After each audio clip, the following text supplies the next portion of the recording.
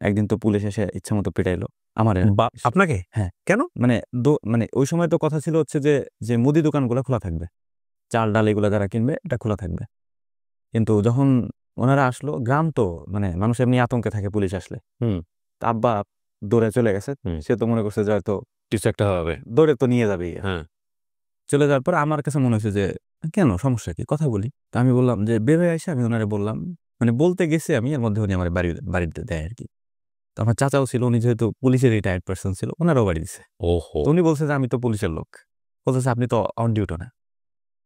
তো যাই হোক, উনি পরিচয় দেওয়ার পর ওনারা আর কিছু বলেনি, কিন্তু আমাকে দিছে বাড়ি দেওয়ার পরে আমি পরবর্তীতে আর কিছু বলিনি। তো যে সার্কেল অফিসার ছিল তো ওনাদের সাথে যে গেছিল, ওনারে আমি বললাম যে স্যার কথা বলতে চাই।